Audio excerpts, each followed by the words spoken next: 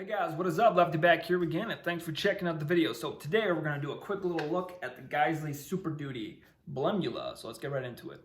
Alright guys, so this is basically was going to be an unboxing, but luckily I'm too autistic to learn how to open a box efficiently and effectively for kind of a 3-minute video. So at that, we kind of just went right into looking at the gun because, like I said, this is a Blemula, which is basically some sort of minor cosmetic issues with the firearm. There's, the upper.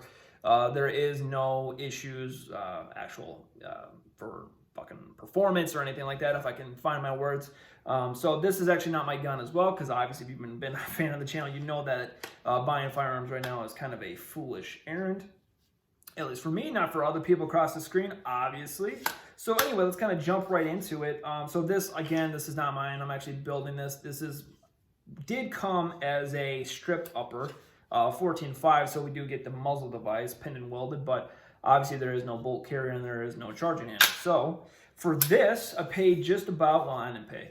I bought it, which I got reimbursed, about $700-ish, give or take. Luckily, a week after this was purchased, they went right back up to about $900, which is kind of fucking ridiculous for a Blemula or a blemished gun. I don't know why they have to put a fancy name to something that's technically a defect, but whatever. That's Geissele's thing. But yeah, looking over the handguard and looking over the upper, I don't really see any sort of issues. I mean, I see a few little marks here and there, but nothing like major or anything like that. Like everything looks nice and tight and fit and finish and all those fancy buzzwords and all that stuff. I will say, I think the tinge of black or whatever you want to call it is just a little bit off as opposed to the arrow lower. I could be wrong, but that's just kind of what it appears to be. That may be the reason for the Blemula thing. But yeah, it's going to be pretty fun. I'm going to actually build this gun and kind of figure out how it is. I'm curious to see how it compares to a BCM 14.5 because, you know, whatever. Guys is supposed to be really fun and, you know, special forces and all that stuff. But yeah, so it's kind of a weird build at the moment, obviously.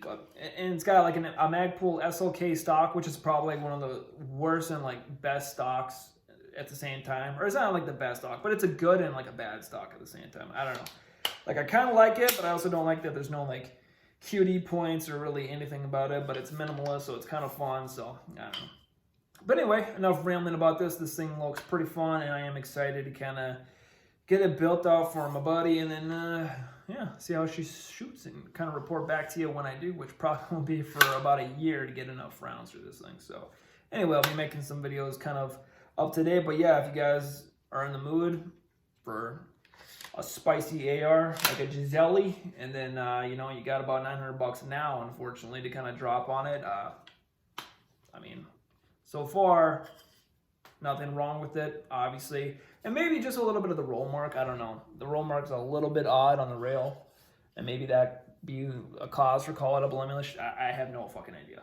But anyway, yeah, like I said, looking forward to shoot this thing and kind of get it all built out and kind of report back to what I find and all that fun stuff. So yeah, YouTube, back at it again. Fun stuff. Thank you guys for watching. Drop a like if you liked it. Yeah, be good. See you guys.